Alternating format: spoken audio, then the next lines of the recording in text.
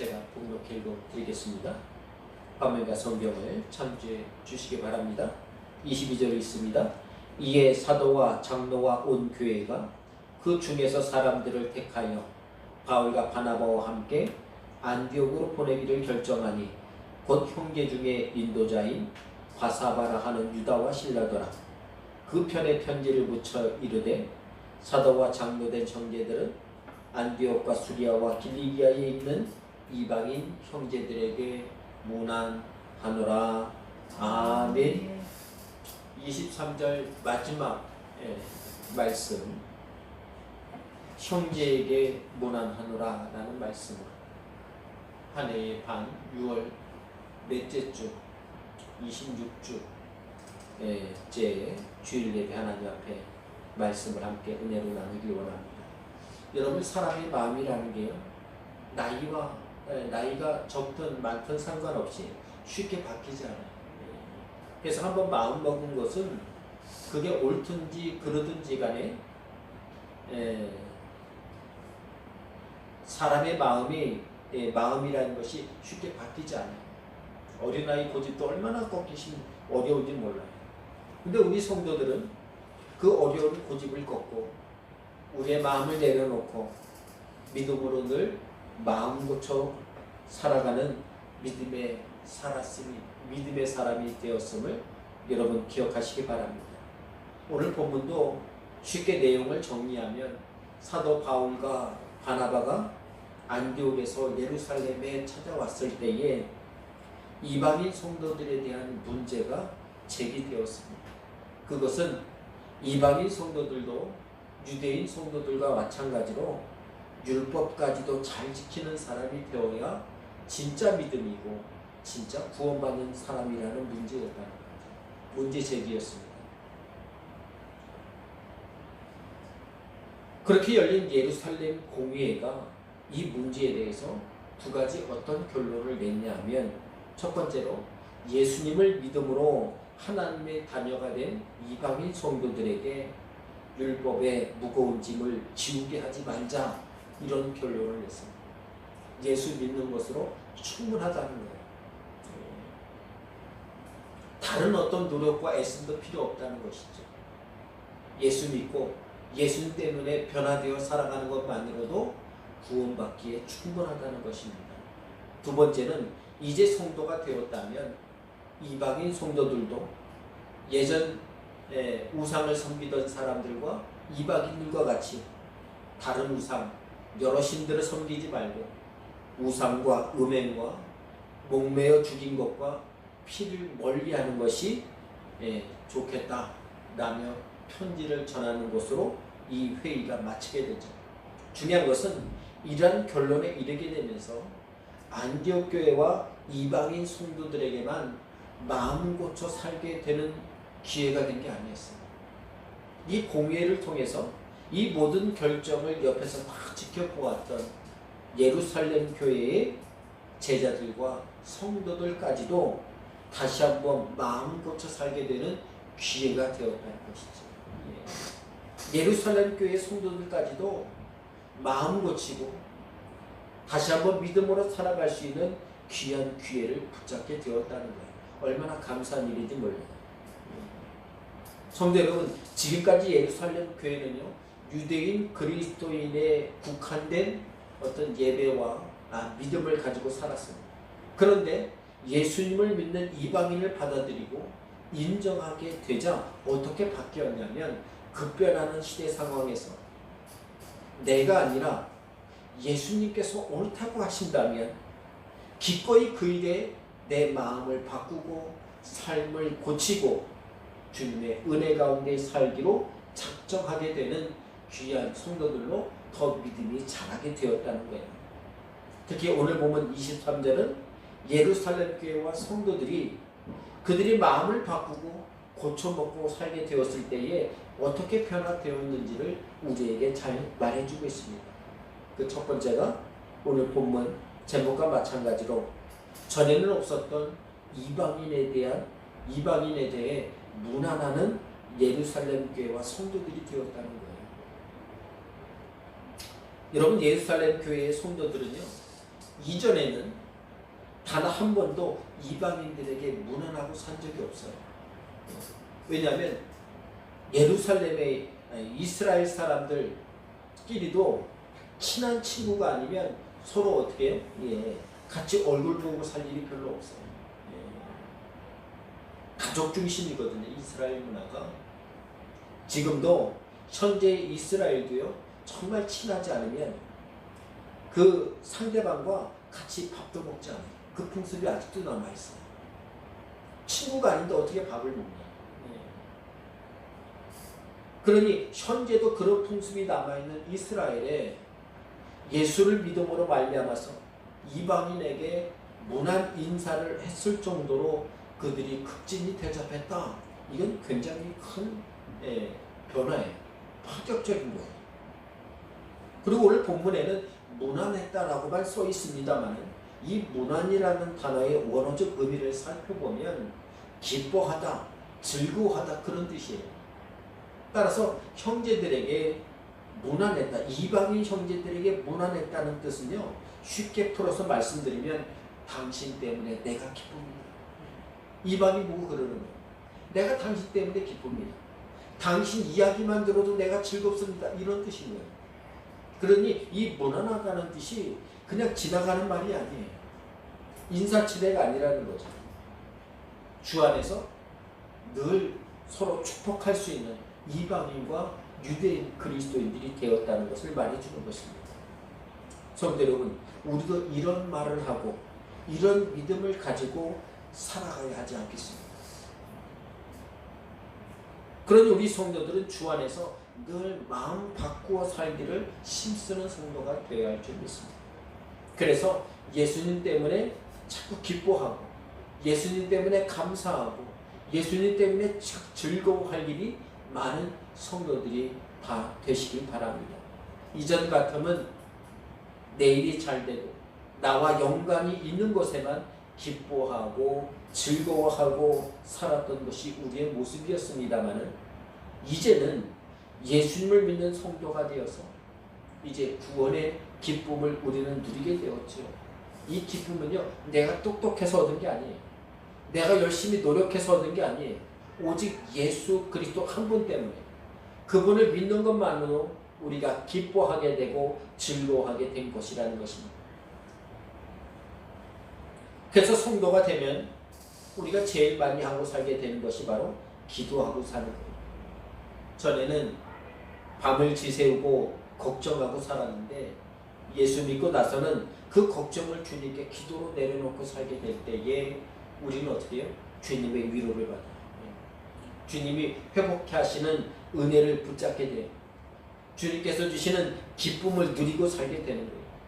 전에는 고민하고 근심하며 늘 살았던 삶의 멍에를 나 혼자 짊어지고 살기 바빴는데 이제는 내 멍에를 함께 지어주시는 예수님 때문에 염려의 멍에를 주님께 맡기고 쉼과 감사가 가득한 귀한 하루하루를 살아가는 성도 되시길 간절히 바랍니다.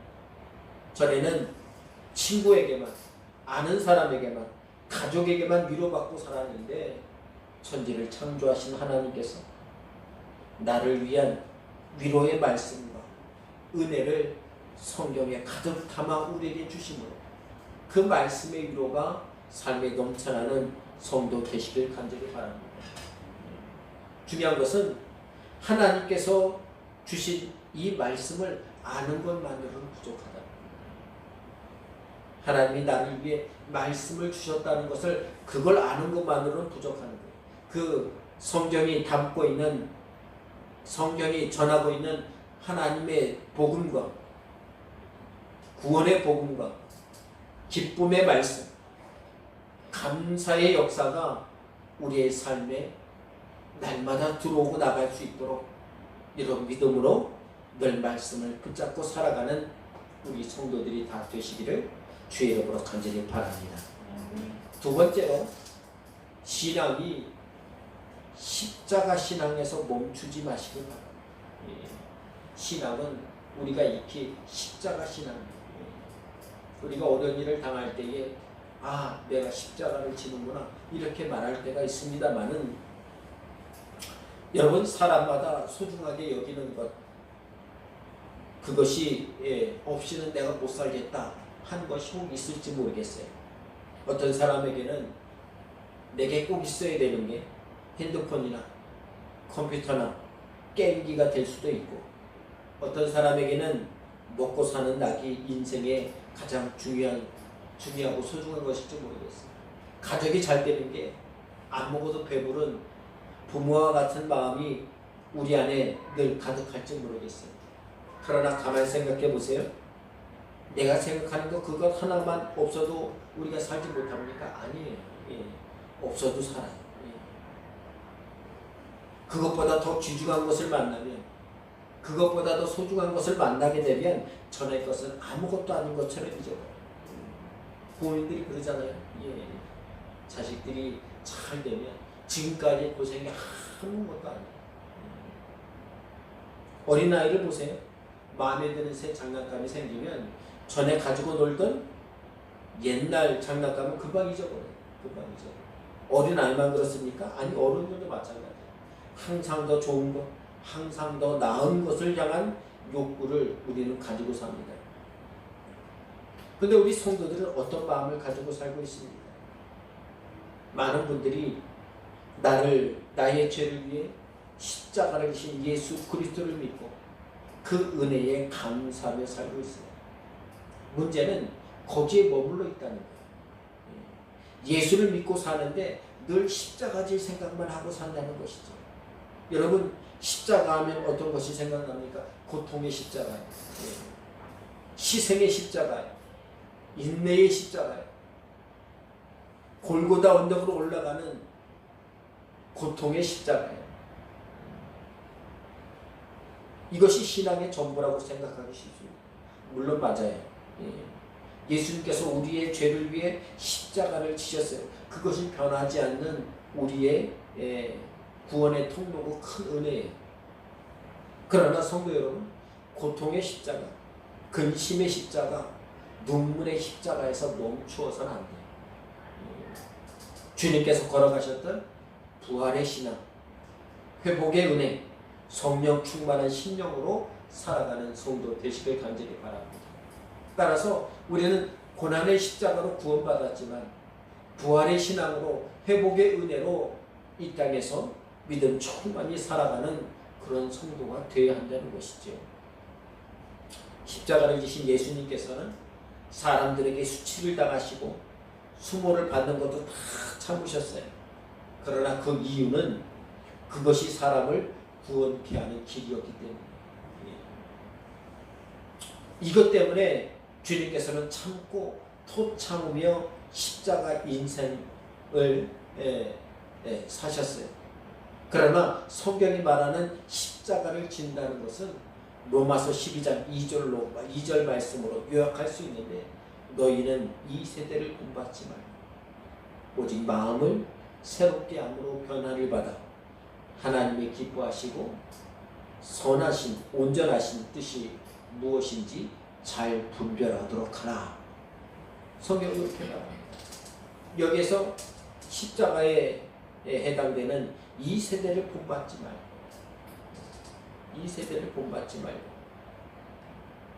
여러분, 이 말은 세상 사람들이 사는 방식으로 살지 않아요. 여러분, 세상 사람들이 기뻐하는 방식으로 내 기쁨이 전부라고 여러분 생각하지 마세요. 세상 사람들은 눈에 보이는 것만 기뻐하고 감사할 줄 알지만, 아니, 우리는 주님 때문에 보이지 않는 것에서도 하나님의 은혜를 느끼고 감사하게 받게 되는 거예요. 여러분, 세상 사람들은 꾀가 있어야 잘 산다고 생각합니다.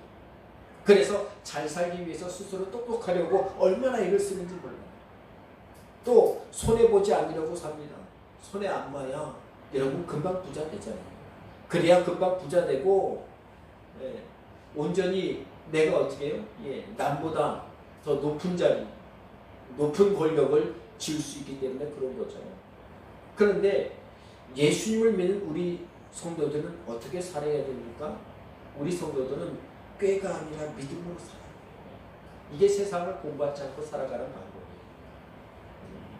꾀는 약간의 이익을 우리의 삶에 주지만은 우리가 믿음으로 살아갈 때에 하나님께서는 어떻게 해요? 사람이 줄 수 없는 하나님의 은혜가 임하게 하십니다. 우리가 믿음으로 사는 이유가 바로 여기에 있는 거예요. 사람이 줄 수 없는 은혜가 하나님께서 우리에게 부어주신다는 거예요. 세상에서 똑똑하면 손해 안 보는 것으로 끝나지만은 성도가 믿음을 가지고 있어서 기도하고 살아가는 곳에 하나님께서는 돕는 손길과 돕는 은혜를 더하여 주십니다. 그러니 사랑하는 성도 여러분, 믿음을 잃으면 성도는 언제든지 세상 사람들이 살아가듯이 손해에 민감하고 근심을 머리에 쥐고 살아가는 것이 익숙한 자리가 되는 그런 자리로 돌아가 버리게 됩니다. 그러니 여러분 근심이 많이 생깁니까? 내가 손해에 민감하게 됩니까? 우리 자신을 다시 돌아봐. 주님께 우리를 다시 맡기고 믿음으로 살기를 힘쓰는 우리 성도 되시길 간절히 바랍니다. 성도는요, 오직 믿음이 있을 때만 성도로 살아갈 수 있어요. 성도는 가지고 있는 믿음만큼만 기도할 수 있고, 저는 말씀을 마음에 새기고 산 만큼만 그 마음에 천국의 마음을 늘 마음속에 새기고 살 수 있다는 거예요. 그러니 여러분 믿음을 싼 값으로 매기고 살지 마세요. 믿음은 싼 값이 아니에요. 2015년 미국에 사는 잭 노리스라는 사람이 중고 매장에서 낡은 손목시계를 $5.99 우리나라 돈으로 7,000원 주고 샀어요. 시계줄도 없는, 시계만 딸랑 있는 낡은 시계. 시계판에 글씨도 다 사라졌어요. 그냥 글씨가 흐릿해요. 이 7,000원에 구입한 시계를, 시계줄을 갈기 위해서 시계방에 갔다가 우연히 청소하면서 시계의 뒷판을 여는 것을 옆에서 봤는데 시계가 겉보기와 다르게 너무나 복잡한 기계 구조를 가지고 있는 거예요. 그래서 이 잭 노리스는 이게 보통 시계가 아닌가 보다. 그러나 본인은 시계에 대해 어떤 상식이 없기 때문에 사진을 여러 개 찍어서 SNS상에 이 시계를 올렸더니 어떤 사람이 이 시계를 보고 나서 이 시계를 사겠다는데 얼마 주고 사겠냐고 하면 약 4천만 원에 삽니다. 그랬더니 그 다른 사람이 또 SNS상에 또 글을 올렸는데 나는 그 4천만 원에 최신 오메가 시계까지도 얹어주겠다. 그래서 오메가 시계까지 받고 그 시계를 팔았어요. 그리고 그 사람의 설명을 들었더니 이 시계는 스위스 명품 시계로 한정판으로 나왔는데 방수가 최초로 된 시계입니다. 아주 특별한 시계라는 거예요. 여러분 나의 소중한 신앙을 헐값으로 여기고 살지 마세요. 신앙은 결코 싼 값이 아니에요.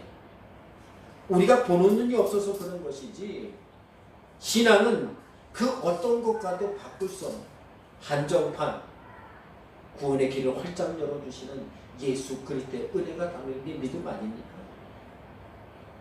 스위스 명품 시계보다도 더 소중하고 귀한 구원의 은혜, 하나님의 돕는 손길을 십자가의 은혜를 넘어 부활의 신앙으로 충만히 살아가는 우리 성도들이 다 되시기를 주님의 이름으로 간절히 바랍니다. 기도하겠습니다. 하나님 감사합니다. 우리를 통해 그 어떤 것보다도 소중한 믿음의 길을 가게 하시고 예수 그리스도를 의지하고 살아가므로 주님의 이름으로 기도할 때 응답하시고 주의 이름으로 간구할 때 돕는 손길을 더하시는 아버지 하나님의 놀라운 은혜를 이 시간 우리의 마음에 새기며 주님 믿음으로 날마다 무난하고 살아가는 귀한 성도들이 다 되도록 축복하여 주옵소서.